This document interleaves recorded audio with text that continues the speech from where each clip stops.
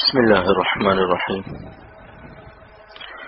شیخ العرب والعجم عارف اللہ حضرت مولانا شاہ حکیم محمد اختر صاحب رحمۃ اللہ علیہ، یعنی میرے پیارے دادا جان رحمۃ اللہ علیہ کی کتاب تحفہ ماہ رمضان سے پڑھ کر سناتا ہوں۔ تحفہ ماہ رمضان۔ نحمده ونصلي على رسوله الكريم، اما بعد فاعوذ بالله من الشيطان الرجيم۔ بسم الله الرحمن الرحيم۔ يا أيها الذين آمنوا كتب عليكم الصيام كما كتب على الذين من قبلكم لعلكم تتقون۔ روزے کی فرضیت میں شان رحمت کا ظہور۔ اللہ سبحانہ وتعالی نے رمضان کی فرضیت کو کس طرح سے بیان فرمایا، یہ بھی اللہ کے اللہ ہونے کی دلیل ہے کہ وہ حاکم محض نہیں ہے، ارحم الراحمین بھی ہے۔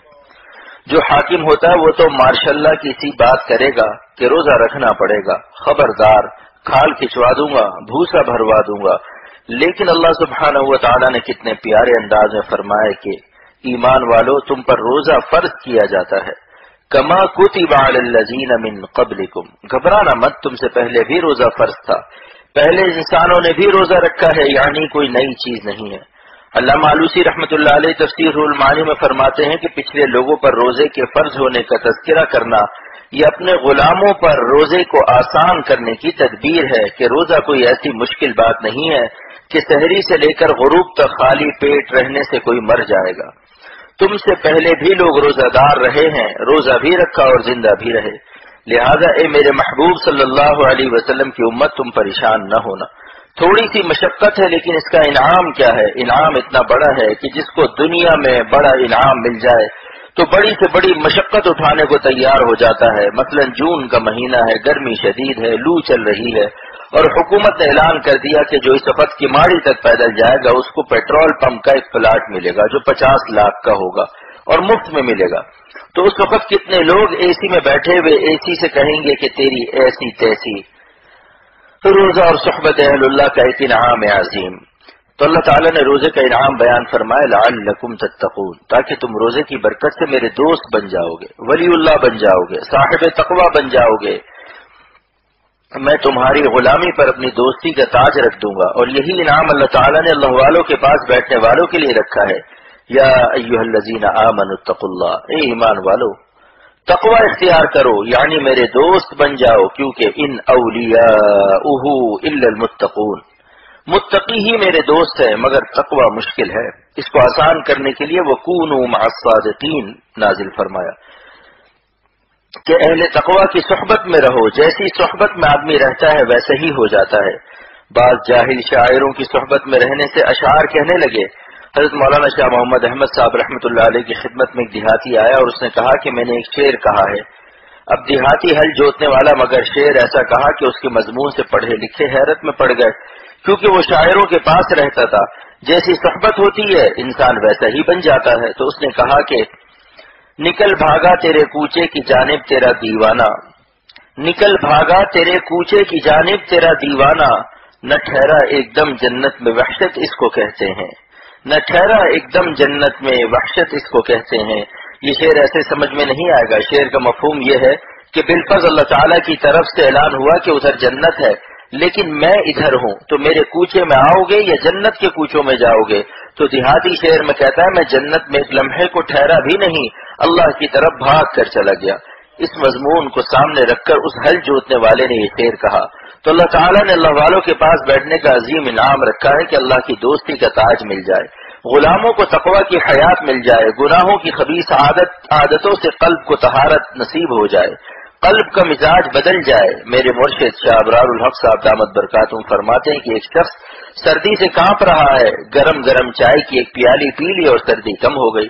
تو جب چائے کی پیالی میں سردی دور کرنے کی خاصیت موجود ہے تو کیا اللہ والوں کی ایمان کی گرمی کی وجہ سے ہمارا ایمان گرم نہیں ہو سکتا؟ کیا چائے کی پیالی اولیاء اللہ سے بڑھ جائے گی؟ ان کے پاس رہ کے تو دیکھو۔ شاہ عبد القادر رحمت اللہ علیہ کئی گھنٹے عبادت کے بعد دلی کی مسجد فتح پوری سے نکلے کہ ایک کتے پر نظر پڑ گئی۔ وہ کتا دلی کے تمام کتوں کا شیخ بن گیا، ساری دلی کے کتے اس کے پاس ادب سے بیٹھتے تھے۔ تجربے کی بات کہتا ہوں، جن لوگوں نے اللہ والوں کی جوتیاں اٹھائی، ان کی خدمت کی، مخلوق نے ان کو پیار کیا اور اللہ نے ان کو اپنا ولی بنا لیا۔ اللہ تعالیٰ نے اللہ والوں کی نظر میں کرامت رکھی ہے۔ رمضان شریف میں صحبت اہل اللہ کا فائدہ، اگر اللہ تعالیٰ توفیق دے کسی اللہ والے کے پاس رمضان گزار لو تو ڈبل انجن لگ جائے گا۔ جب ریل کوئٹہ جاتی ہے تو چڑھائی بہت ہے، اس لیے ایک انجن آگے لگتا ہے اور ایک انجن پیچھے لگتا ہے، ایک پیچھے سے دھکا دیتا ہے اور ایک آگے سے کھینچتا ہے۔ جیسے بکرا قربانی کے لیے جب خریدا جاتا ہے تو آگے سے سبز ہرا لوسن دکھایا جاتا ہے اور پیچھے سے ایک چھوٹی سی چھڑی سے آدمی اسے آہستہ آہستہ مارتا رہتا ہے، جس سے وہ بکرا جلدی جلدی قدم اٹھاتا ہے، ایک لوسن سے اور دوسری چھڑی سے۔ ایسے ہی ریل کے دو انجن ہوتے ہیں، تو اللہ تعالیٰ نے ہمیں بھی دو انجن دیے کہ پردیس میں جا رہے ہو، ممکن ہے کہ پردیس کی رنگینیوں میں تم غفلت میں مبتلا ہو جاؤ، تو دوزخ کا مراقبہ کرو تاکہ دل پر ایک طرف سے دوزخ کے خوف کی چھڑی لگے، اور جنت کا مراقبہ کرو تاکہ جنت کی نعمتوں کا لوسن ملے۔ اسی لیے جنت کی نعمتوں کو تفصیل سے اللہ تعالیٰ نے نازل فرمایا کہ وہاں حوریں ہوں گی، دریا ہوں گے، شہد کی نہریں ہوں گی، دودھ کا دریا ہوگا، پانی کا دریا ہوگا، اور حوروں کا ڈیزائن تک پیش کیا کہ ان کی آنکھیں بڑی بڑی ہوں گی تاکہ ہمارے نالائق بندے دنیا میں کسی غیر محرم عورت کی ڈیزائن کو دیکھ کر اپنے اصلی وطن کی ڈیزائن کو نہ بھول جائیں، تاکہ ان کو یاد رہے کہ چند دن کی بات ہے، یہ چند دن کا مجاہدہ ہے، پھر ہمیشہ کے لیے عیش ہے۔ اور جس کو جنت میں دائمی عیش ملنے والا ہے، اس دائمی عیش کا عکس اور فیضان دنیا ہی میں نظر آتا ہے۔ جیسے چڑیا 1000 میل پر ہے مگر اس کا سایہ زمین پر پڑتا ہے، تو جن کے لیے جنت مقدر ہے تو جنت کا سایہ ان کے دل پر کروڑوں میل سے پڑتا ہے، جس کی وجہ سے اللہ والوں کو آپ دیکھیں گے کیسے مسکراتے رہتے ہیں، کیسے ہنستے رہتے ہیں، ان کے دل میں کیسا اطمینان رہتا ہے کہ پریشان بھی ان کے پاس جاتا ہے تو کہتا ہے کہ میری پریشانی خود بخود بلا کسی دوا کے غائب ہو گئی۔ امریکہ سے ایک صاحب آتے ہیں، ان کو ڈپریشن ہے، وہ کیپسول اور ٹکیا کھاتے ہیں، لیکن خانقاہ میں قدم رکھتے ہیں تو کہتے ہیں سب کیپسول اور ٹکیا ختم، دواؤں کی ٹکیا ختم، مگر انڈے کی ٹکیا کھلا دیتا ہوں۔ تو اللہ تعالیٰ کا شکر ہے، اللہ والوں کی صحبت نعمت مکانی ہے، رمضان شریف نعمت زمانی ہے۔ اللہ والوں کے ساتھ رہائش ہو اور رمضان کا مہینہ ہو تو جب زمان اور مکان کے دو انجن لگ جائیں گے تو اللہ کے قرب کا راستہ جلد طے ہوگا۔ اسی لیے اکثر بزرگوں نے مریدوں کو رمضان المبارک پر اپنے ہاں اکٹھا کیا۔ شیخ الحدیث مولانا زکریا صاحب رحمۃ اللہ علیہ کے ہاں اور حضرت ثانوی رحمۃ اللہ علیہ کے ہاں بھی بڑے بڑے علماء رمضان میں پہنچ جاتے تھے، لیکن جس کو لالچ ہوتی ہے وہی پہنچتا ہے، بغیر لالچ دنیا میں کوئی کام نہیں ہوتا۔ لیلا کی لالچ میں مجنون نے جنگل میں کتنی آہو فغا کی، کیسی کیسی مصیبتیں اٹھائی۔ تازیانہ عبرت، آج سے 40 سال پہلے عزیز آباد سے گزر رہا تھا، ایک بڑے میاں شیروانی پہنے ہوئے مجھ سے مسافہ کر کے کہنے لگے مجھے 1 منٹ چاہیے۔ میں نے کہا کہ کیا بات ہے؟ کہا کہ میں اپنی بیوی پر عاشق ہوں مگر آج کل وہ مجھے جوتیاں لے کر دوڑاتی ہے، مجھ سے ناراض ہے، کوئی وظیفہ بتائیے کہ وہ مجھ سے خوش ہو جائے۔ میں رونے لگا۔ میں نے کہا کہ کاش ہمیں اللہ تعالیٰ کی ایسی ہی فکر ہو جاتی کہ ہم ان کو ناراض نہ کرے، کچھ ایسی معافی درد دل سے مانگے کہ اللہ تعالیٰ ہم سے خوش ہو جائے۔ اس کی تو بیوی کی محبت میں نیند حرام ہے اور ہم اللہ کی نافرمانی کر کے چائے پیتے ہیں، انڈے کھاتے ہیں، مکھن اڑاتے ہیں، نافرمانی سے دل سیاہ ہے اور عیش کر رہے ہیں، لیکن یہ کیا عیش ہے؟ منہ میں کباب ہے، دل پر عذاب ہے۔ اللہ جس سے ناراض ہے، جس کو اللہ تعالیٰ اپنی ناراضگی کے الم اور عذاب میں پکڑتا ہے تو سارا عالم مل کر اللہ کے پکڑے ہوئے کو چھڑا نہیں سکتا، کیونکہ چھڑاتا وہ ہے جس کی طاقت پکڑنے والے سے زیادہ ہو، اور اللہ سے بڑھ کر کسی کی طاقت نہیں ہے۔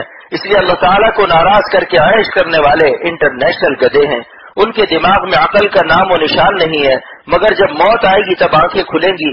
حضرت علی رضی اللہ تعالی عنہ فرماتے ہیں الناس ینامون اذا ماتوا انتبہوا، لوگ سو رہے ہیں لیکن جب موت آئے گی تب جاگیں گے، موت ان کو جگائے گی۔ چین سے جینے کا نسخہ، اس لیے اللہ کے نام پر درد دل سے کہتا ہوں کہ آپ بھی اور خواتین بھی دنیا میں چین سے رہنا چاہتے ہیں یا بے چین اور پریشان رہنا چاہتے ہیں؟ اگر چین سے رہنا چاہتے ہو تو چین اور خوشی صرف اللہ کے قبضے میں ہے۔ مالک کو ناراض کر کے گناہوں کی لذت سے حرام خوشیاں لینے والا ہمیشہ کے لیے اپنی زندگی کو عذاب الہی اور بے چینی میں مبتلا کرنے کا اقدام کر رہا ہے، اپنے ہاتھ سے اپنے پاؤں پر کلہاڑی مار رہا ہے۔ چین کا اللہ تعالیٰ نے یہی نسخہ ارشاد فرمایا کہ اگر تم نیک عمل کرو اور مجھ کو خوش رکھو تو فَلَنُحْيِيَنَّهُ حَيَاةً طَيِّبَةً، ہم تم کو بڑی بالطف زندگی دیں گے۔ یہ ترجمہ حکیم الامت کا ہے۔ گناہوں پر 3 قسم کا دنیاوی عذاب۔ لطف کہاں ڈھونڈتے ہو؟ اللہ کو ناراض کر کے تمہاری کھوپڑی پر عذاب ہے، ورنہ گناہوں میں اور خصوصاً باہی گناہوں میں دنیاوی بے عزتی بھی ہے اور دل پر بھی ہر وقت پریشانی رہتی ہے کہ کوئی دیکھ نہ لے۔ کوئی جان نہ جائے. 3 قسم کا عذاب ہر گناہگار کو ہر وقت رہتا ہے کہ کہیں کوئی دیکھ نہ لے. کوئی جان نہ جائے، اس معشوق کے وارثین کہیں مجھ سے انتقام نہ لے، اور اگر اسی حالت میں موت آ گئی تو میں اپنے اللہ کو کیا منہ دکھاؤں گا؟ جب اللہ پوچھے گا تم نے اپنی زندگی اور اپنی جوانی کو کہاں ضائع کیا تو کیا جواب دوں گا؟ زندگی میری دی ہوئی تھی اور تم من مانی عیش کرتے تھے. مجھ آسمان والے کو بھلا کر زمین پر رہتے تھے. وہ زمین والا کیسے عیش میں رہے گا جو آسمان والے کو بھلا دے گا؟ اسی لیے کہتا ہوں کہ زندگی میں چلو ایک دفعہ ہی صحیح کوشش کرو کہ کسی خانقاہ میں کسی اللہ والے کے ہاں بستر لگا دو اور یہ مصرع پڑھو: بستر لگا دیا ہے تیرے در کے سامنے، بستر لگا دیا ہے تیرے در کے سامنے. اہل اللہ پر فیضان انوار الہیہ کی عجیب تمثیل. الحمدللہ اختر کو میرے رب نے توفیق دی کہ جوانی میں پہلی ہی ملاقات میں ایک چلہ میں نے اپنے شیخ کے پاس گزارا ہے، مگر وہ چلہ آج تک مجھے مزہ دے رہا ہے. اللہ والوں کی نظر پڑی ہوئی ہے. جو آپ لوگ مجھے بغور دیکھتے ہیں، محبت سے دیکھتے ہیں، تو مجھے اپنے مشائخ اور بزرگان دین اور وہ اللہ والے یاد آتے ہیں جن کی صحبت میں اختر رہا ہے اور جن کی نظر محبت مجھ پر پڑی ہے. اس لیے اللہ تعالیٰ کا شکر ادا کرتا ہوں، اپنا کمال نہیں سمجھتا. زمین پر سورج کی شعاع آ جائے تو زمین اپنی روشنی پر ناز نہ کرے، سورج کی شعاؤں کا شکر ادا کرے. لیکن دھوپ میں اور آفتاب میں کیا نسبت ہے؟ دھوپ میں شعاع ہے، شمسیہ ہے، سورج کی کرن ہے، اور سورج کی کرن سورج سے الگ ہے یا نہیں؟ آپ دھوپ کو سورج نہیں کہہ سکتے مگر سورج سے الگ بھی نہیں کہہ سکتے. اب مولانا رومی کا وہ شعر حل ہو گیا کہ خاصان خدا خدا نہ باشن، خاصان خدا خدا نہ باشن، لیکن سے خدا جدا نہ باشن. اللہ والے خدا نہیں ہے لیکن وہ خدا سے جدا بھی نہیں ہے. دیکھ لو دھوپ نظر آ رہی ہے، جہاں سورج کی شعاعیں پڑ رہی ہے وہیں دھوپ ہے. آپ اس کو سورج نہیں کہہ سکتے لیکن یہ سورج سے الگ بھی نہیں ہے.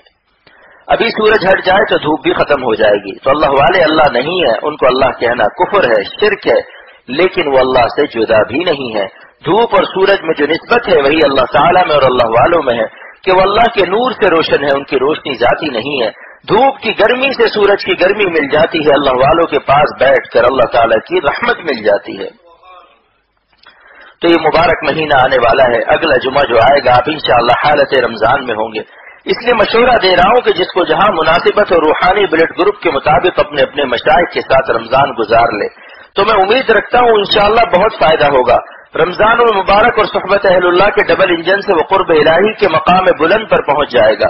اس لیے رمضان کے مہینے سے گھبرانا نہیں چاہیے کہ سارا دن بھوکا رہنا پڑے گا، بلکہ خوش ہونا چاہیے کہ روزہ فرض کر کے اللہ تعالیٰ نے ہمیں اپنا دوست بنانے کا انتظام فرمایا، ورنہ آپ کا شمار ان دیہاتیوں میں ہو جائے گا جن سے ایک مولوی صاحب نے واعظ میں فرمایا کہ بھائیوں رمضان المبارک آ رہے ہیں. دیکھو مہینہ بھر روزہ رکھنا رمضان کے آتے ہی روزہ فرض ہو جاتا ہے. دیہاتیوں نے کہا کہ رمضان شریف کدھر سے آتے ہیں؟ مولوی صاحب نے فرمایا کہ مغرب کی طرف سے جب پہلی تاریخ کا چاند دکھائی دیتا ہے.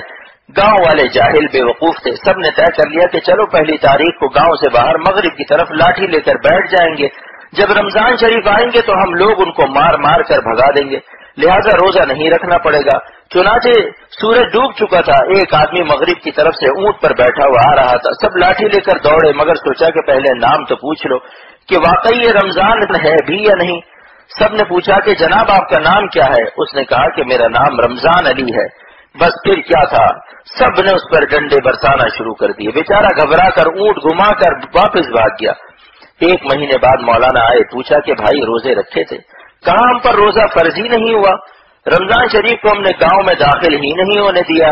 یہ لطیفہ اس لیے سنا دیا کہ لطیفے سے نیند غائب ہو جاتی ہے، سستی اور بوریت ختم ہو جاتی ہے. روزے کی حکمت آگے اللہ سبحانہ و تعالی نے فرمایا لعلکم تتقون، روزے کی فرضیت میں میری شان رحمت کا ظہور ہے. تم کو تکلیف دینے کے لیے روزہ فرض نہیں کر رہا ہوں، بلکہ روزہ اس لیے فرض کر رہا ہوں تاکہ تم میرے دوست بن جاؤ. جب تم ایک مہینے تک جائز نعمتوں سے اور ہماری جائز مہربانیوں سے اپنے نفس کو بچاؤ گے، دن بھر رزق حلال بھی نہ کھاؤ گے نہ پیو گے، تو اس مشق اور ٹریننگ کے بعد امید ہے کہ بعد رمضان تم حرام چھوڑنے میں کامیاب ہو جاؤ گے. اس کے علاوہ رمضان شریف کی ایک اور فضیلت بیان کرتا ہوں. یوں تو روزے کا بہت ثواب ہے کہ جنت واجب ہو جاتی ہے اور اس کے پچھلے گناہ معاف ہو جاتے ہیں جو ایماناً و احتساباً روزہ رکھتا ہے. من صام رمضان ایماناً و احتساباً غفر له ما تقدم من ذنبه. احتساب کا ترجمہ مولانا علی میاں ندوی دامت برکاتہم افسوس اب رحمت اللہ علیہ ہو گئے نے حضرت مولانا شاہ عبد الرحیم صاحب رائے پوری رحمت اللہ علیہ کے حوالے سے بیان کیا تھا کہ احتساب کے معنی ہے ثواب کی لالچ. احتساب کے معنی ہے ثواب کی لالچ.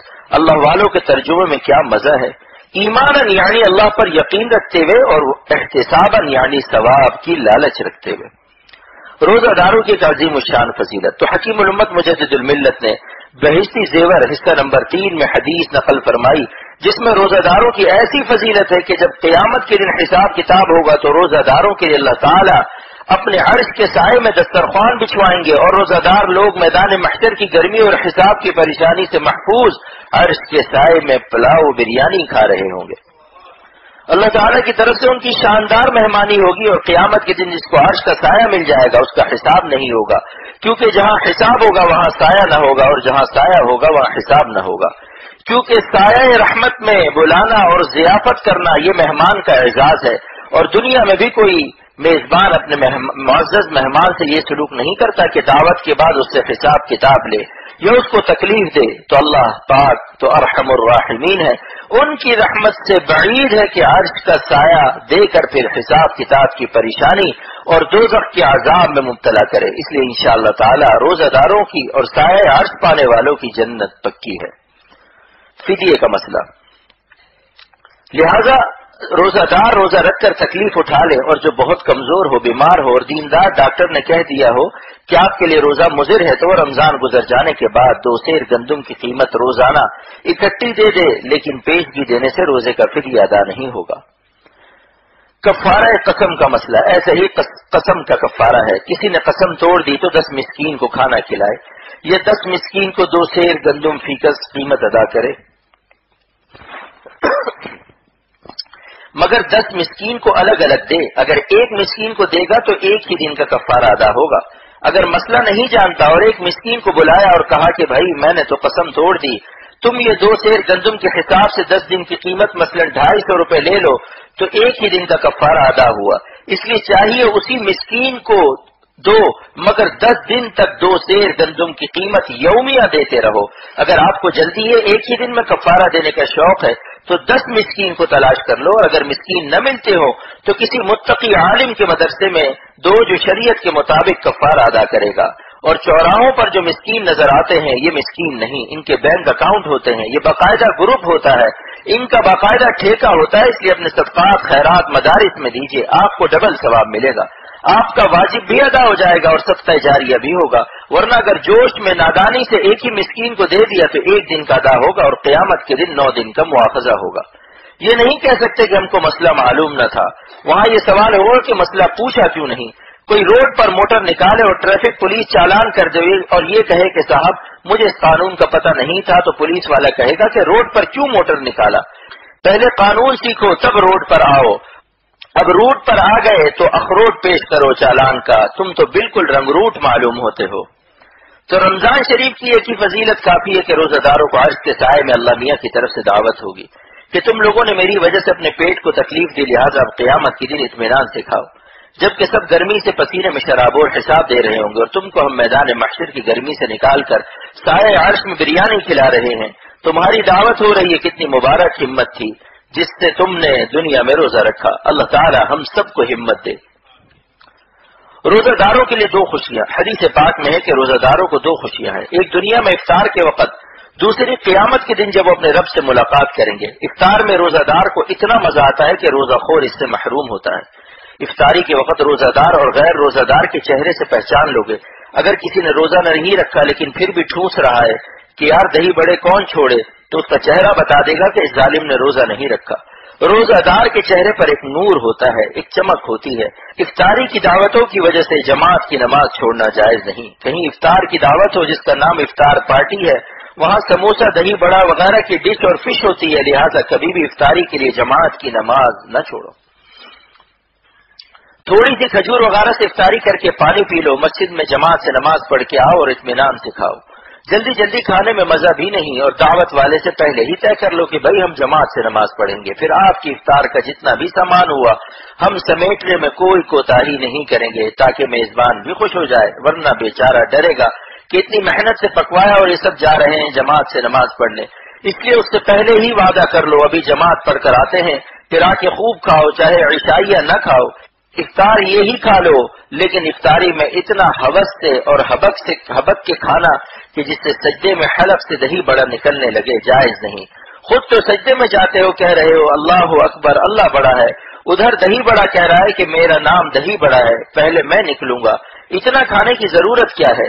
اتنا کھاؤ کہ تراویح پڑھ سکو، یہ نہیں کہ کھا کے نیند آ گئی اور عشاء اور تراویح غائب، یہ کھٹی ڈکار آ رہی ہے، چورن کھا رہے ہیں اور سیون اپ پی رہے ہیں.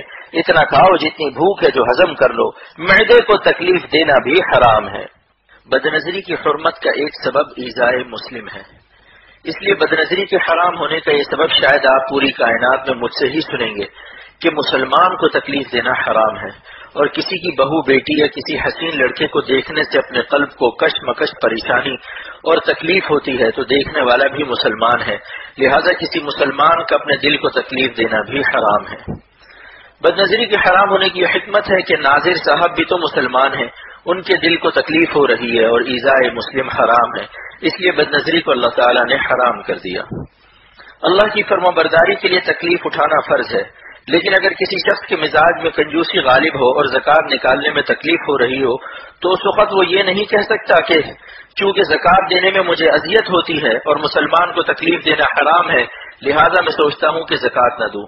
یہاں چاہے نفس کو کتنی بھی تکلیف ہو رہی ہو زکوٰۃ دینی پڑے گی، ورنہ تو نماز بھی کہے گا کہ ہم کو تکلیف ہوتی ہے، زکوٰۃ میں بھی تکلیف ہوتی ہے، حج اور روزہ میں تکلیف ہوتی ہے. اس بہانے سے اسلام کے کسی حکم پر عمل نہیں کرے گا. ایسی تکلیف جسے اللہ تعالی نے فرض کیا ہو اس تکلیف کو اٹھانا فرض ہے. نظر بازی کی تکلیف کوئی فرض ہے؟ اللہ نے اسے حرام کیا ہے. حرام کے لیے تکلیف مت اٹھاؤ. رمضان کی برکات سے محروم کرنے والی پہلی بیماری بدنظری، لہذا رمضان میں خصوصاً بدنگاہی سے بچو. دو بیماریاں ایسی ہیں جن کی وجہ سے انسان روزے کی برکات سے محروم ہو جاتا ہے. ان میں سے ایک یہی بدنظری ہے جس کی میں تفسیر پیش کرتا ہوں. اللہ تعالیٰ نے بدنظری کو مردوں کے لیے بھی حرام فرمایا اور خواتین کے لیے بھی حرام فرمایا. یعنی جہاں یغضو ہے کہ مردوں کو چاہیے کہ نظر بچائے، وہیں یغضض بھی ہے کہ خواتین پر بھی فرض ہے کہ اپنی نظر کی حفاظت کرے. تفسیر ان اللہ خبیر بما یصنعون، لیکن ان اللہ خبیر بما یصنعون فرمایا، اور یصنعون صنعت سے ہے، اور صنعت کہتے ہیں مصنوع کو. جیسے طرح طرح کی مصنوعات، جدہ میں اشکال ہوا کہ اللہ تعالیٰ نے یہاں یصنعون کیوں نازل فرمایا؟ نظر بازی بھی تو فعل ہے، عمل ہے. پھر یفعلون اور یعملون اللہ تعالیٰ نے کیوں نازل نہیں فرمایا؟ یصنعون نازل فرمایا. میں نے اللہ تعالیٰ سے دعا کی کہ خدا یہاں کوئی کتاب نہیں ہے مگر ایک کتاب کے نازل کرنے والے آپ یہاں بھی ہیں، لہٰذا اس کا جو مفہوم آپ کے نزدیک ہو میرے دل میں عطا فرمائیے. فوراً دل میں اللہ تعالیٰ نے عطا فرمایا. پھر یہاں کراچی آ کر تفسیر روح المعانی دیکھی تو جدہ میں جو مضمون دل میں عطا ہوا تھا وہی تفسیر روح المعانی میں ملا کہ نظر باز کے چہرے کے مختلف ڈیزائن بنتے ہیں. کبھی اوپر دیکھتا ہے، کبھی نیچے دیکھتا ہے، کبھی دائیں دیکھتا ہے، کبھی بائیں، کبھی آگے، کبھی پیچھے، اور اس طرح اس کے چہرے کے مختلف ڈیزائن اور صنعتیں بنتی رہتی ہیں. تو اللہ تعالیٰ نے فرمایا ان اللہ خبیر بما یصنعون، کہ ہم تمہاری مختلف قسم کی صنعتوں کو اور چہرے کی مصنوعات اور بناوٹوں کو دیکھتے رہتے ہیں کہ تمہاری آنکھیں کبھی نیم باز ہوتی ہیں، آدھی کھلی اور آدھی بند مارے شرم کے، اور کبھی بہت زیادہ کھلی ہوں گی. کبھی گوشے سے دائنی طرف دیکھے گا، کبھی بائیں طرف، کبھی کالا چشمہ لگا کر دیکھے گا تاکہ کسی کو پتہ نہ چلے کہ بڑے میاں کدھر دیکھ رہے ہیں. تو علامہ آلوسی نے اس کی 4 تفسیریں پیش کی جو میں علماء دین کے لیے پیش کرتا ہوں کیونکہ اس مجموعے میں علماء بھی تشریف لاتے ہیں. پہلی تفسیر ان اللہ خبیر باجالۃ النظر، نگاہوں کو گھما گھما کے تمہارا حسینوں کو دیکھنا اللہ اس سے باخبر ہے. موٹر سائیکل سے جا رہے ہیں اور اسٹاپ پر پیچھے دیکھ رہے ہیں، آنکھوں سے دیکھا ہے. یہ واقعہ میرا خود اپنا چشم دید ہوا. موٹر سائیکل پر جا رہے ہیں اور ٹریفک چل رہا ہے کہ کوئی شکل نظر آ گئی تو اب بار بار مڑ مڑ کر دیکھ رہا ہے، اسی لیے ایکسیڈنٹ ہو جاتے ہیں. کتنی جانیں ختم ہو گئیں. حسن نے کتنوں کو قتل کر دیا مگر قصور عشق ظالم کا ہوتا ہے. کیا کوئی حسین کہتا ہے کار چلاتے ہوئے مڑ مڑ کے مجھے دیکھتے جاؤ؟ نظر بازی سے کتنے ایکسیڈنٹ میں مر گئے اور کتنے ایک ہی نظر میں پاگل ہو گئے.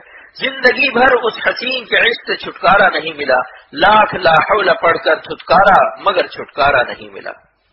نظر کی لعنت بہت خطرناک چیز ہے، دل کا قبلہ ہی بدل جاتا ہے۔ نماز میں کہے گا منہ میرا طرف کعبہ شریف کے، مگر دل کے سامنے شیطان اسی حسین کا فیچر رکھے گا۔ یہ شیطان بہت بڑا ٹیچر ہے اور چیٹر بھی ہے۔ تو ان اللہ خبیر باجالۃ النظر، یہ تفسیر المعانی کا درس دے رہا ہوں، مختلف زاویوں سے، مختلف آفاق و اطراف، مختلف اکناف، امکان اور مختلف ابواب میں تمہاری نظر کے گھمانے سے اللہ باخبر ہے۔ دوسری تفسیر کیا ہے؟ ان اللہ خبیر باستعمال سائر الحواس، بد نظری میں تم جو اپنے تمام حواس استعمال کرتے ہو اللہ اس سے بھی باخبر ہے، کہ پہلے تم قوت باصرہ یعنی نظر خراب کرتے ہو، اس کے بعد پھر تم اس کی بات سننا چاہتے ہو، پھر اس سے بات کرنا چاہتے ہو، یعنی تم اپنے پانچوں حواس استعمال کرتے ہو، قوت باصرہ، قوت سامعہ، قوت شامہ، قوت لامسہ، قوت ذائقہ، تمہارے سارے حواس خراب ہو جاتے ہیں، مگر سبب اول وہی نظر بازی ہے۔ نہ دیکھو نہ ان میں دل اٹکے، نہ لٹکے، نہ تمہاری کمر مٹکے، ان سے دل نہ لگاؤ۔ دنیا میں ہوں دنیا کا طلبگار نہیں ہوں، دنیا میں ہوں دنیا کا طلبگار نہیں ہوں، بازار سے گزرا ہوں خریدار نہیں ہوں۔ نفس ایک مہینے کا معاہدہ، نظر بچانے پر انعام حلاوت ایمانی ہے کہ تم کو ایمان کی مٹھاس مل جائے گی، یعنی لیلا سے نظر کو بچایا اور مولا کو پایا۔ تو رمضان میں اللہ کے نام پر گزارش کرتا ہوں کہ ایک مہینے کا وعدہ کر لو، نفس سے معاہدہ کر لو، پورے مہینے بد نظری نہیں کریں گے، ایک مہینے کی ٹریننگ ہے، روزے کا بھی احترام ہے۔ کہتے ہیں کہ پیٹ میں پڑا چارہ تو اچھلنے لگا بیچارہ، تمہارے پیٹ میں چارہ بھی نہیں اور پھر بھی اچھل رہے ہو۔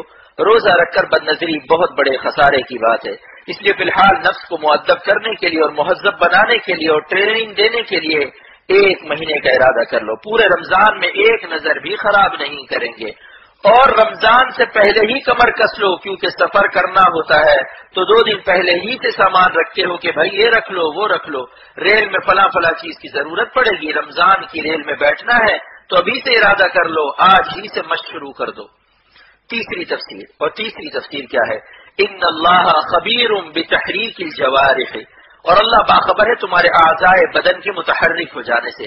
بد نظری کی نحوست سے تمہارے ہاتھ پیر بھی حرکت میں آ جائیں گے، ہاتھ سے اس مکتوب الیہ یا مکتوب الیہا کو خط لکھو گے اور پاؤں سے اس کی گلیوں کا چکر لگانا شروع کر دو گے وغیرہ۔ تمہارے سارے جوارح کا اس کے اندر مشغول ہونے کا خطرہ ہے۔ کتنی عمدہ تفسیر کی علامہ آلوسی رحمۃ اللہ علیہ نے، اللہ تعالیٰ ان کو جزائے خیر دے۔ چوتھی تفسیر اور آخری تفسیر کیا ہے؟ ان اللہ خبیر بما یفسدون بذلک، اللہ تمہارے دل کی اس خبیث نیت سے بھی باخبر ہے، اگر یہ معشوقہ یا معشوق مل جائے تو اس کے ساتھ فعلی کا جو ارادہ تمہارے دل میں چھپا ہوا ہے اللہ اس سے بھی باخبر ہے۔ اس بد نظری سے مقصود صرف نظر بازی نہیں، حسینوں کا فرسٹ فلور مقصود نہیں ہے، خالی گال اور کالے بال مقصود نہیں ہے، ناپ کے نیچے حرام کاری اور بدماشی کی تمہاری نیت سے اللہ تعالیٰ فرماتے ہیں کہ ہم باخبر ہیں۔ دنیا میں جن ممالک میں بے پردگی عام ہے وہاں زنا عام ہے، شراب اور بے پردگی یہ 2 چیزیں زنا کے خاص اسباب ہیں۔ ایک امریکن لڑکے نے پوچھا کہ گانا شریعت میں کیسا ہے؟ میں نے کہا حرام ہے۔ اس نے کہا کیوں؟ میں نے کہا گانا سننے سے زنا کا تقاضا پیدا ہوتا ہے، الغناء رقیۃ الزنا۔ تو اس نے کہا آل رائٹ، یعنی بالکل صحیح ہے، جب ہم گانا سنتے ہیں تو ہمارے دل میں زنا کے بہت زیادہ تقاضے شروع ہو جاتے ہیں۔ گانے سے مراد ایسے اشعار ہیں جن میں دنیاوی محبوبوں کی محبت کے مضامین ہو، یہ ساز و موسیقی ہو، اللہ اور رسول کی محبت کے اشعار جن میں ساز موسیقی نہیں ہوتی مستثنیٰ ہے، ان کا نام جو گانا رکھے وہ بے وقوف ہے۔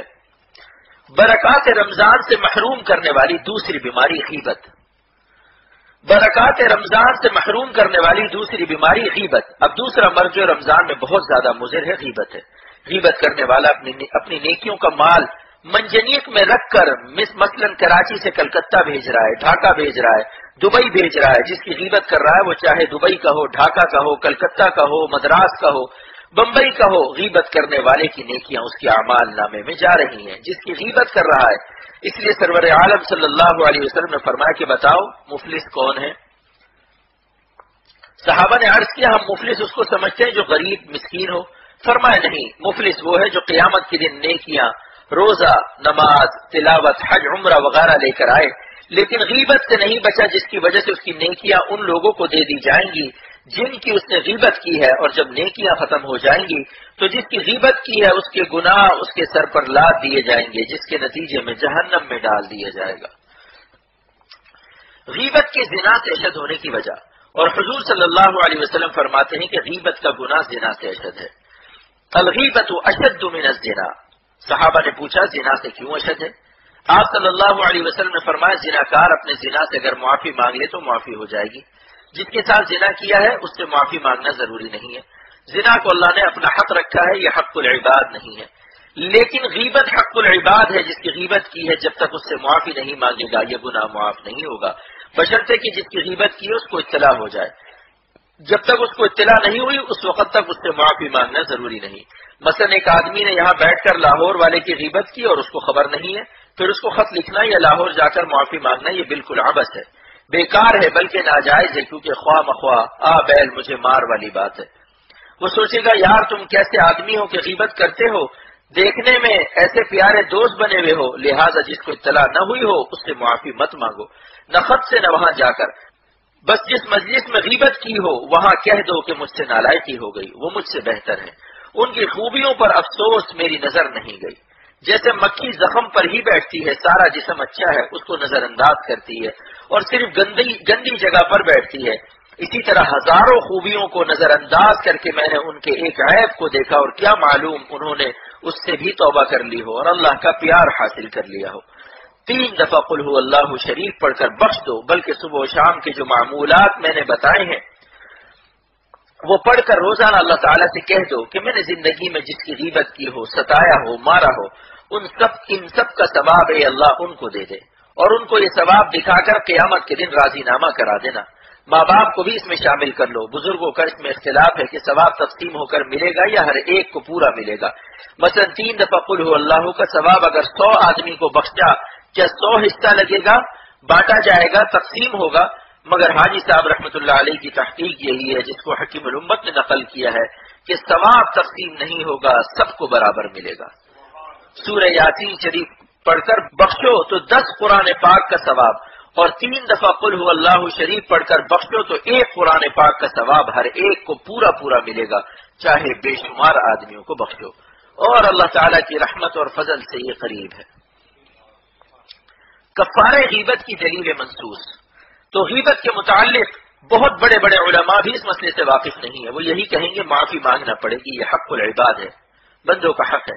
لیکن حکیم الامت کا یہ مضمون الظرائف والطرائف میں نے خود پڑھا ہے کہ جس کی غیبت کی ہے جب تک اس کو اطلاع نہ ہو اس سے معافی مانگنا واجب نہیں ہے، بلکہ بعض وجہ سے جائز بھی نہیں ہے، کیونکہ اس سے اس کا دل برا ہوگا کہ یار تم اچھے خاصے دوست بن کر میری غیبت کر رہے تھے، تو یہ اذیت پہنچانا ہوگا کیونکہ اس کو تو معلوم ہی نہیں تھا کہ میری غیبت کی گئی ہے، لہذا جب تک اطلاع نہ ہو اس سے معافی مانگنا واجب نہیں، بلکہ مندرجہ بالا طریقے سے اس کی تلافی کرنا کافی ہے، اور اس کی دلیل یہ حدیث ہے ان من کفارۃ الغیبۃ ان تستغفر لمن اغتبته تقول اللهم اغفر لنا وله۔ غیبت کا کفارہ یہ ہے کہ جس کی غیبت کی ہے اس کے لیے استغفار کرے۔ محدثین نے لکھا ہے یہ اسی صورت میں ہے جب اس کو اطلاع نہ ہو یا اس کا انتقال ہو گیا ہو، ہاں اگر اطلاع ہو گئی تو اب اس سے معافی مانگنا واجب ہے، جب تک معافی نہیں مانگو گے یہ گناہ معاف نہیں ہوگا۔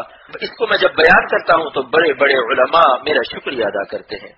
خون کے رشتوں میں کون لوگ شامل ہیں؟ ایسے ہی ایک مسئلہ اور بھی ہے کہ شریعت میں ساس سسر اور برادران نسبتی یعنی بیوی کے بھائی وغیرہ یہ سب خون کے رشتوں میں شامل ہیں۔ علامہ آلوسی تفسیر روح المعانی میں فرماتے ہیں خون کے رشتوں سے کیا مراد ہے؟ المراد بالارحام الاقرباء من جهة النسب والاقرباء من جهة النساء، اپنے نسب اور خاندان سے جو رشتے بنتے ہیں، مثلا ماں باپ، بہن بھائی، دادا دادی، نانا نانی وغیرہ، یہ سب خون کے رشتوں میں شامل ہیں۔ اور بیویوں کی طرف سے جو قرابت اور رشتہ بنتا ہے، ساس سسر اور بیوی کے بہن بھائی وغیرہ، یہ بھی خون کے رشتوں میں شامل ہیں۔ اس لیے ذرا سی بات میں ساس سسر سے لڑو مت، برادر نسبتی کو گالیاں مت دو، ان کا ویسا ہی ادب اور اکرام اور ویسے ہی خدمت کرو جیسے اپنے ماں باپ اور سگے بھائی کی کرتے ہو۔ جہاں بھی میں نے یہ مسئلہ بیان کیا علماء دین نے مجھے جزاک اللہ کہا، اور اسی محراب میں بیان کیا تو پاکستان کے ایک بہت بڑے عالم نے فرمایا کہ آج میرے علم میں اضافہ ہوا، اور بنگلہ دیش میں بھی جہاں جہاں بیان کیا تو علماء نے کہا ہم نے زندگی بھر حدیث و تفسیر پڑھائی لیکن آج ہمارے علم میں اضافہ ہوا۔ الحمدللہ رب العالمین ولا فخر یا کریم۔ قرآن پاک میں غیبت کی حرمت کا عجیب عنوان، اللہ تعالیٰ نے کس عنوان سے ہم کو غیبت سے نفرت دلائی ہے کہ طبیعت میں اگر ذرا سلامتی ہو تو کبھی کوئی غیبت نہ کرے۔ اللہ تعالیٰ فرماتے ہیں، قرآن پاک کی آیت ہے، وَلَا يَغْتَبْ بَعْضُكُمْ بَعْضًا أَيُحِبُّ أَحَدُكُمْ أَن يَأْكُلَ لَحْمَ أَخِيهِ مَيْتًا فَكَرِهْتُمُوهُ، اور کوئی کسی کی غیبت بھی نہ کیا کرے۔ کیا تم میں سے کوئی اس بات کو پسند کرتا ہے کہ اپنے مرے ہوئے بھائی کا گوشت کھا لے؟ اس کو تو تم ناگوار سمجھتے ہو۔ یعنی جب مردہ بھائی کا گوشت کھانا تم ناگوار سمجھتے ہو تو پھر غیبت کیوں کرتے ہو؟ کیونکہ غیبت کرنا گویا اپنے مردہ بھائی کا گوشت کھانا ہے، تو غیبت کر کے اپنے مردہ بھائی کا گوشت کھا رہے ہو، اور مردہ اس لیے فرمائے کہ وہ موجود نہیں ہے، اس لیے مردہ کی طرح وہ اپنا دفاع نہیں کر سکتا۔ غیبت کا سبب کبر ہے۔ رمضان کا مہینہ آ رہا ہے، بعض ایسے ظالم ہے کہ رمضان میں اور زیادہ غیبت کرتے ہیں کہ بھائی ٹائم پاس نہیں ہو رہا ہے، آؤ تسی کچھ گل کریں، پیٹ میں روزہ ہے اور غیبت کر کے حرام کے مرتکب ہو رہے ہیں اور مردے کا گوشت کھا رہے ہیں۔ جو شخص اپنے مسلمان بھائی کی غیبت کرتا ہے یا سنتا ہے، وہ اپنے کو اس سے بہتر سمجھتا ہے۔ جو اپنے کو سب سے حقیر سمجھے گا وہ تو سوچے گا کہ کیا پتا قیامت کے دن ہمارا کیا حال ہوگا۔ حکیم الامت کا جملہ کبھی کبھی پڑھ لیا کرو، اے اللہ میں سارے مسلمانوں سے کمتر ہوں فی الحال، اے اللہ میں سارے مسلمانوں سے کمتر ہوں فی الحال، اور سارے جانوروں اور کافروں سے کمتر ہوں فی المآل، کہ نہیں معلوم خاتمہ کیسا ہونا ہے۔ غیبت سے بچنے کا طریقہ، کیوں اس کی غیبت کرتے ہو سکتا ہے اس کی کوئی نیکی اللہ کے ہاں قبول ہو، اور ہو سکتا ہے ہماری کسی خطا پر اللہ کا عذاب اور غضب لکھا ہو، اس لیے نہ غیبت کرو نہ سنو۔ اور کوئی غیبت کرنے لگے تو یہ جملہ کہہ دو، بھائی غیبت نہ کرو، ماشاءاللہ ان میں بہت سی خوبیاں بھی ہیں، اور ممکن ہے کہ جو تم نے دیکھا انہوں نے اس سے توبہ کر لی ہو۔ کیا تم نے یہ حدیث نہیں پڑھی، التائب حبیب اللہ، توبہ کرنے والا اللہ کا محبوب ہو جاتا ہے؟ اور کیا قرآن پاک کی آیت نہیں پڑھی، ان اللہ یحب التوابین، اللہ توبہ کرنے والوں سے محبت رکھتا ہے؟ تو جس کا گناہ تم نے دیکھا بھی ہے ممکن ہے کہ اس نے توبہ کر لی ہو، اور توبہ سے وہ اللہ کا محبوب بن گیا ہو، تو محبوبان خداوند تعالی کی تم غیبت کرتے ہو اور اللہ کے محبوب کی برائی کر کے اپنے اوپر غضب الہی کو خرید رہے ہو۔ غیبت کے متعلق ایک نہایت اہم حدیث، اور غیبت کے بارے میں ایک حدیث تو ایسی ہے جس کو سن کر شاید ہی کوئی ایسا ظالم اور احمق ہوگا جو غیبت کرے یا سنے۔ مشکات کی روایت ہے کہ اللہ تعالیٰ کے پیارے رسول صلی اللہ علیہ وسلم ارشاد فرماتے ہیں، من اغتیب عنده اخوه المسلم وهو يقدر على نصره فنصره اللہ فی الدنیا والآخرہ۔ جب کسی کے سامنے اس کے مسلمان بھائی کی غیبت کی جائے اور وہ اس کی مدد کرنے پر قادر ہو اور اس کی مدد کر دے تو اللہ تعالیٰ اس کی دنیا اور آخرت میں مدد فرمائیں گے۔ اور مدد کرنے سے کیا مراد ہے؟ یعنی غیبت کرنے والے کی بات کا رد کرے، جیسے ہمارے سید الطائفہ شیخ العرب والعجم حضرت حاجی امداد اللہ صاحب مہاجر مکی رحمۃ اللہ علیہ کا معمول تھا کہ آپ کے سامنے جب کوئی غیبت کرتا تو خاموش رہتے، اور جب وہ غیبت کر چکتا تو فرماتے کہ جو کچھ تم نے کہا بالکل غلط ہے، ہم ان کو جانتے ہیں، وہ ایسے آدمی نہیں جیسا تم کہتے ہو، غرض کچھ تو کہو، کچھ تو منہ سے نکالو کہ میاں وہ ہم سے اچھے ہیں، ان میں بہت سی خوبیاں وغیرہ، یہ نہیں کہ خاموشی سے سن لیا اور ایک لفظ بھی نہیں بولے، یا غٹر غوں کبوتر کی طرح اس کی ہاں میں ہاں ملا دی کہ یار مجھے تو بہت عرصے سے یہی ڈاؤٹ تھا، آج تم نے بہت بڑا راز آؤٹ کر دیا، اور اسے خبر نہیں کہ خود ہو گیا ناک آؤٹ۔ تو سرور عالم صلی اللہ علیہ وسلم فرماتے ہیں جس کے سامنے مسلمان کی غیبت کی جائے اور اس کی مدد کرے، مثلا یہی کہہ دیا کہ ہمارے سامنے غیبت مت کرو، یا یہ کہ وہ بہت اچھے آدمی ہیں وغیرہ، تو نصرہ اللہ فی الدنیا والآخرہ، اللہ تعالیٰ ایسے بندے کی دنیا اور آخرت میں مدد کرے گا۔ بتاؤ بھائی کتنا بڑا انعام ہے، ایک جملے سے اپنے بھائی کی مدد کر دینا، یا خواتین اپنی بہن کی مدد کر دیں کہ ہمارے سامنے غیبت مت کرو، غیبت تو سننا بھی حرام ہے، تو کتنا بڑا انعام ملے گا کہ دنیا و آخرت میں اللہ تعالیٰ کی مدد حاصل ہو جائے گی۔ اگر وہ کہے کہ بھائی ہم کوئی جھوٹ تھوڑی بول رہے ہیں، یہ واقعی بات ہے، حقیقی بات ہے، تو کہہ دو کہ واقعی بات ہے تبھی تو غیبت ہے، اگر جھوٹی بات ہوتی تو بہتان ہے۔ غیبت کی تعریف یہی ہے کہ سچی برائی ہو جو پیٹھ پیچھے نقل کرے۔ غیبت کی حرمت بندوں سے اللہ تعالیٰ کی محبت کی دلیل ہے، غیبت کا حرام کرنا حق تعالیٰ کی اپنے بندوں کے ساتھ پیار اور رحمت کی دلیل ہے۔ جیسے کوئی ابا اپنے بچے کو خود تو ڈانٹے گا مگر پسند نہیں کرے گا کہ میرے بیٹے کی برائی ہوٹلوں میں، اسٹیشنوں اور سڑکوں پر ہو۔ غیبت کے حرام ہونے میں اللہ تعالیٰ کی شان رحمت کی عظیم دلیل ہے یہ نہیں کہ واقعی اس میں یہ عیب ہے مگر اس کا یہ تذکرہ بھی نہ کرو۔ میرے بندے کو رسوا نہ کرو، اگر بہت ہمدردی ہے تو اس کو خط لکھ دو یا خود چلے جاؤ اس کو سمجھا دو۔ اگر مدد نہیں کی، غیبت سنتا رہا یا سنتی رہی تو کیا عذاب ہے، سن لو۔ حضور صلی اللہ علیہ وسلم فرماتے ہیں فَإِن لَّمْ يَنصُرْهُ وَهُوَ يَقْدِرُ عَلَى نَصْرِهِ أَدْرَكَهُ اللَّهُ فِي الدُّنْيَا وَالْآخِرَةِ، جس کی غیبت کی جا رہی اگر اس کی مدد نہ کی، درا حالے کہ اس کی مدد پر قادر تھا، تو اللہ اس کو پکڑے گا دنیا میں بھی اور آخرت میں بھی۔ اس کی شرح محدثین نے کی ہے اَيْ خَذَلَهُمُ اللَّهُ وَانْتَقَمَ مِنْهُ، اس کو دنیا اور آخرت میں ذلیل کرے گا اور اس سے انتقام لے گا۔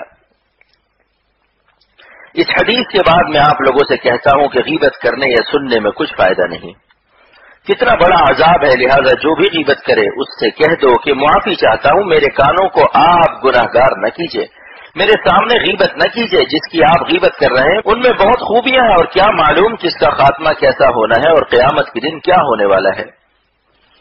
زنا کے حق اللہ ہونے کی عجیب حکمت اور مسئلہ بھی معلوم ہو گیا کہ حضور صلی اللہ علیہ وسلم فرماتے ہیں زنا بندے کا حق نہیں، اللہ کا حق ہے، اس لیے اللہ سے معافی مانگ لو کافی ہے، ورنہ آج بڑا فتنہ پیدا ہو جاتا۔ ہر آدمی مثلا کسی خاتون وزیر اعظم یا کسی بھی خاتون کے دروازے پر جاتا اور کہتا کہ اس سے کہہ دو کہ صاحب میں پبلک کا ایک معمولی آدمی ہوں لیکن بچپن میں ان کا کلاس فیل ہو رہا ہوں، مجھ سے فرسٹ ایئر میں کچھ گستاخی ہو گئی تھی، آج تبلیغی جماعت کے چلنے سے مجھ پر خوف خدا طاری ہے، اس لیے آپ اللہ کے لیے مجھے معاف کر دو، میں نے آپ کے ساتھ جوانی میں یوں تو کیا تھا۔ اسلام کی سچائی کی عظیم الشان یہ دلیل ہے کہ زنا کو اللہ نے حق العباد نہیں رکھا، اگر یہ دین اللہ کا نہ ہوتا تو یہاں تک نظر جانا مشکل تھا، دنیا کے دانشوروں اور فلاسفروں کی عقل یہاں تک نہیں پہنچ سکتی تھی، وہ تو یہی کہیں گے جب تم نے اس کو رسوا کیا، ذلیل کیا، جاؤ اس سے معافی مانگو، لیکن واہ رے میرے اللہ، واہ رے سچا دین، سچا اسلام اور سچا رسول صلی اللہ علیہ وسلم، کتنی بڑی بات ہے، یہ اسلام کی حقانیت کی دلیل ہے کہ اس کو اللہ نے اپنا حق رکھا کہ اللہ سے معافی مانگ لو، کیونکہ زنا کی بندے سے معافی مانگنے سے اس کو اور شرمندگی اور تکلیف ہوتی، ابھی تو کوئی جانتا بھی نہیں تھا، معافی مانگ کے ڈھنڈورا پیٹ رہا ہے، خبیث کہیں کا، یہ سوچ کر میرا دل اتنا متاثر ہوتا ہے کہ واہ رے میرے اللہ، آپ کا دین کتنا پیارا، کتنا سچا دین ہے اور آپ نے اپنے بندوں کی آبرو کا کتنا خیال رکھا ہے۔ جانوروں پر بھی حق تعالی کی رحمت، انسان تو انسان ہے، اللہ تعالیٰ نے تو جانوروں کی آبرو کا بھی خیال رکھا ہے۔ ایک ڈاکٹر نے مجھے بتایا کہ ہاتھی کے خصیتین پیٹ کے اندر ہوتے ہیں، کیونکہ اگر باہر ہوتے تو فٹ بال سے بھی بڑے ہوتے، ان کو دیکھ کر چھوٹے لڑکے تو کیا بڑے بھی مذاق اڑاتے اور ہنستے، تو اللہ تعالیٰ نے اپنے جانور کی بھی آبرو رکھی اور ہاتھی جیسی اپنی ادنا مخلوق کو بھی رسوائی سے بچایا کہ میری مخلوق پر کوئی نہ ہنسے۔ ڈاکٹر کی اس بات سے میرے آنسو آ گئے کہ اے میرے اللہ، آپ جانوروں کی آبرو کا اتنا خیال رکھتے ہیں تو اپنے غلاموں کی آبرو کا خیال کیوں نہ رکھیں گے۔ نادم گناہگاروں پر رحمت کی بارش، اسی لیے کہتا ہوں کہ اللہ کا راستہ مایوسی کا نہیں ہے، اگر کسی سے ہزاروں زنا بھی ہو جائے، ہزاروں بدکاریاں کر لے تو استغفار و توبہ کر کے ولی اللہ ہو سکتا ہے، نادم ہو کر اللہ سے معافی مانگ لے، سب گناہ مٹ جائیں گے، اور اگر اپنی بدکاریوں سے مخلوق میں رسوا ہو چکا ہے تو اللہ تعالیٰ اس کی رسوائی کو نیک نامی سے بدل دیں گے اور اللہ اس سے ایسے کام لیں گے کہ ہر تاریخ سے اس کی رسوائیوں کا تذکرہ مٹا دیں گے۔ چنانچہ حضرت وحشی رضی اللہ عنہ نے حضور صلی اللہ علیہ وسلم کی چچا سید الشہداء حضرت حمزہ رضی اللہ عنہ کو جنگ احد میں قتل کیا تھا، مگر اللہ تعالیٰ نے جب ان کو اسلام کے لیے قبول فرمایا اور ان کو خود اسلام کی دعوت دی، جس کو تفصیل سے بیان کر چکا ہوں، جب وہ اسلام لائے تو حضور صلی اللہ علیہ وسلم ان کے اسلام سے خوش ہوئے، لیکن آپ نے اتنا فرما دیا کہ وحشی اگر ہو سکے تو میرے سامنے مت آیا کرو، کیونکہ تم کو دیکھ کر چچا کا خون یاد آتا ہے۔ علماء نے لکھا ہے حضرت وحشی کی رعایت سے فرمایا کہ بار بار سامنے آنے سے آپ کو اذیت ہوتی ہے، جس کا ان کے باطن پر برا اثر پڑتا ہے۔ اسی لیے تصوف کا مسئلہ ہے کہ ایذائے شیخ بلا قصد بھی وبال سے خالی نہیں، اس لیے مرید کو چاہیے کہ کوئی ایسا کام نہ کرے جس سے شیخ کو ادنا سی تکلیف بھی ہو، اسی لیے آپ صلی اللہ علیہ وسلم نے ان کو سامنے آنے سے منع فرمایا، ورنہ نبی کے دل میں کینہ نہیں ہو سکتا۔ بشری تاثر ہوتا ہے جس میں کوئی مذائقہ نہیں. نبی معصوم ہوتا ہے اور تمام رذائل سے اس کا دل پاک ہوتا ہے، لہذا اسلام کی برکت سے تائبین بھی جنت میں جائیں گے اور وہاں تاثر بھی ختم کر دیا جائے گا. جتنے تاثرات انفعالات ایک دوسرے کے ستانے کے ہیں جنت میں سب ختم کر دیے جائیں گے.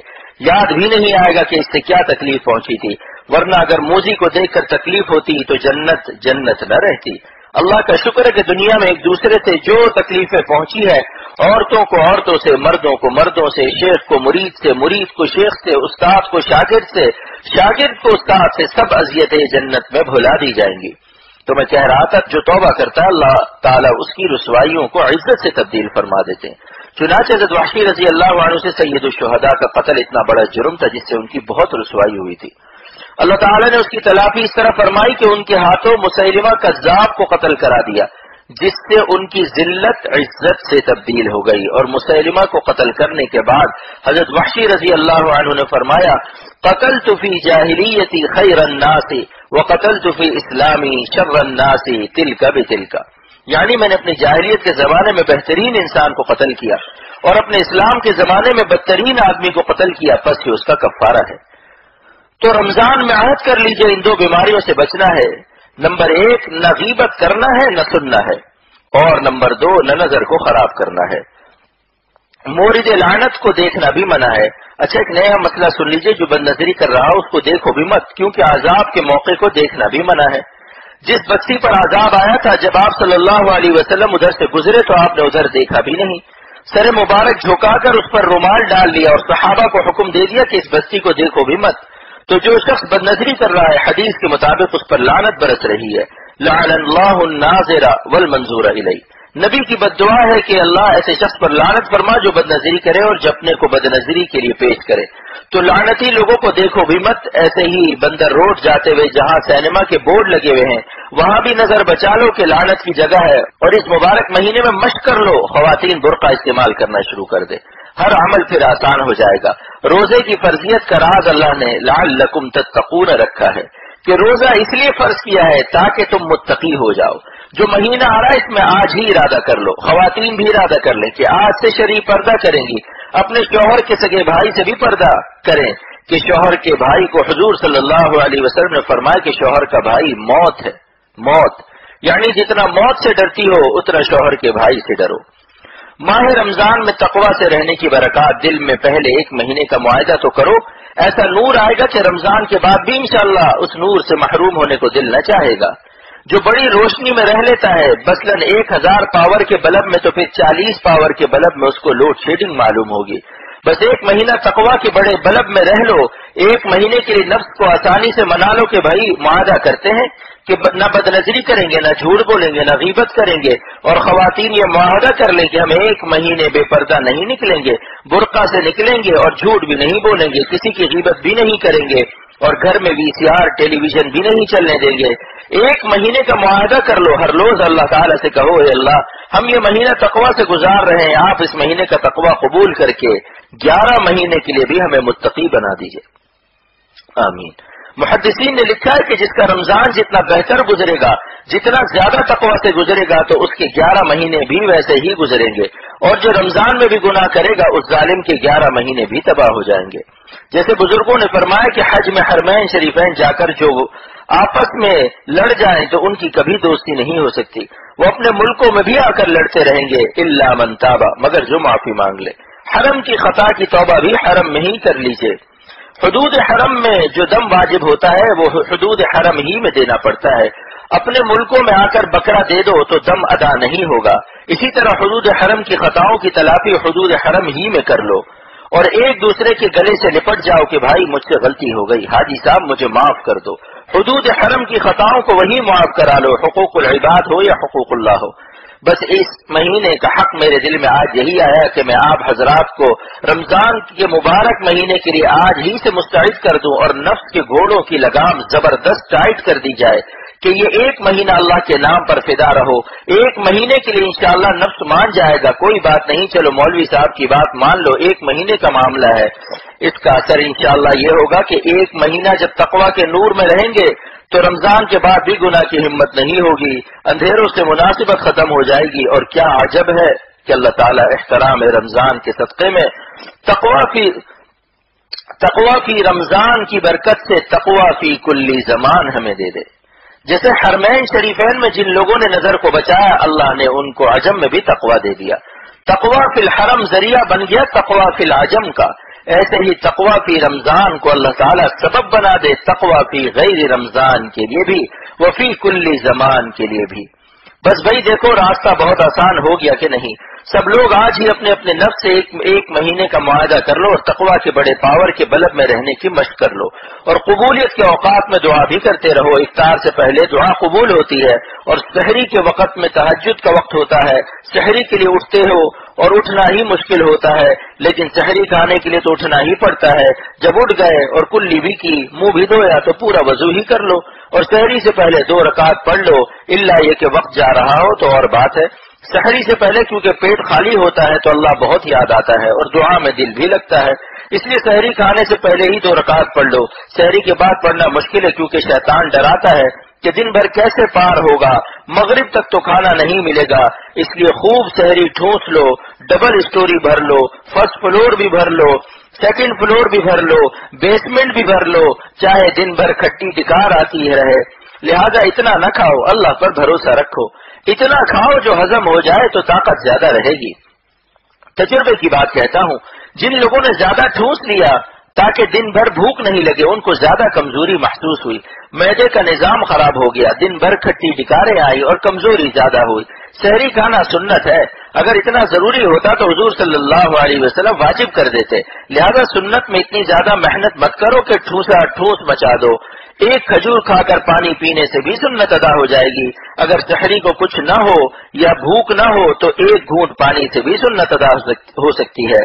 حضور صلی اللہ علیہ وسلم نے تو اس سنت کو اتنا آسان فرمایا, پھر آپ کیوں اتنی زیادہ زحمت فرماتے ہیں؟ اللہ پر بھروسہ رکھو, اللہ تعالیٰ روزے کو آسان فرما دیتے ہیں, اس لیے گھبرانے کی کوئی بات نہیں. اور اس مبارک مہینے میں اللہ سے رزق حلال مانگو اور رزق حرام چھوڑنے کی تدبیر کرو. رو رو کر اللہ سے دعائیں مانگو اور کوشش کرو حلال تلاش کرو. لیکن جب تک رزق حلال نہ مل جائے جوش میں آ کر رزق حرام کا دروازہ مت چھوڑو. یہ حضرت تھانوی رحمۃ اللہ علیہ کا مشورہ ہے. بعض لوگوں نے حرام چھوڑ دیا اور حلال بھی نہ پایا تو شیطان آ گیا اور کہا کہ تم نے تو اللہ کے لیے حرام چھوڑا تھا لیکن اللہ نے تمہیں حلال نہیں دیا. اس طرح اللہ سے بدگمان کر دیا اور بہت سے کافر ہو گئے. لہذا کفر سے بچانے کے لیے مشورہ دیا گیا. کفر سے بہتر ہے کہ تم نادم گناہگار رہو اور کوشش کرتے رہو اور نیت کر لو کہ جب حلال مل جائے گا تو جتنی حرام آمدنی کھائی ہے اس کو صدقہ واجبہ میں تھوڑا تھوڑا کر کے ادا کریں گے. نیت کر لو, اللہ کے ہاں نیت پر بھی مغفرت کی امید ہے. آخر میں عرض کرتا ہوں دوستو, میرا درد دل آپ سے گزارش کرتا ہے کہ ایک سانس بھی اللہ تعالیٰ کو ناراض نہ کرو. اس سے بڑھ کر مبارک بندہ کوئی نہیں. مولانا رومی نے صرف 2 آدمیوں کو مبارکباد پیش کی ہے. ایک خوشا چشمے کے گریان اوس, یعنی مبارک ہے وہ آنکھیں جو اللہ کی یاد میں رو رہی ہیں, اور دوسرا اے ہمایوں دل کے بریان اوس, وہ دل مبارک ہے جو خدا کی یاد میں تڑپ رہا ہے, بھن رہا ہے, جل رہا ہے. تو ایسے ہی دوستو یہ کوشش کرو کہ ایک لمحہ بھی اللہ کو ناراض نہ کرو. بہت مہنگا سودا ہے. بڑی طاقت کو ناراض کر کے چھوٹی طاقتوں کو خوش کرنا یہ عقل ہے, یہ بے عقلی ہے. اور اللہ سے بڑھ کر کس کی طاقت ہے؟ بس اللہ کو ناراض کر کے نفس کو خوش کرنا, معاشرے کو خوش کرنا, شیطان کو خوش کرنا, اس سے بڑی حماقت کوئی اور نہیں. اور اللہ کو خوش کرنے میں آپ کا دل بھی خوش ہوگا. ارادہ کر کے دیکھو, انشاءاللہ اللہ تعالیٰ کی مدد بھی آ جائے گی. روزہ داروں کی دعاؤں پر حاملین عرش کی آمین. جس دن رمضان کا چاند نظر آئے گا اس دن روزہ داروں کی دعاؤں پر عرش اٹھانے والے فرشتوں کی آمین لگ جائے گی. اللہ تعالیٰ کا حکم ہوگا, اے میرے عرش اعظم کو اٹھانے والے فرشتوں, تم میری حمد و ثنا چھوڑ دو, میری تسبیحات چھوڑ دو, سبحان اللہ, الحمدللہ, اللہ اکبر مت پڑھو. بس میرے روزہ دار بندوں کی دعاؤں پر آمین کہتے رہو. پورے رمضان آپ کو عرش اٹھانے والے فرشتوں کی آمین ملے گی. اس لیے خوب دعا مانگنا, میری صحت اور میری عمر میں برکت کی بھی اور توانائی کی بھی. اللہ تعالی عمل کی توفیق بخشے اور قبول فرمائے, آمین. وآخر دعوانا الحمد للہ رب العالمین, وصلی اللہ تعالی علی خیر خلقہ محمد وآلہ وصحبہ اجمعین برحمتک یا ارحم الراحمین. اللہ پاک عمل کی توفیق.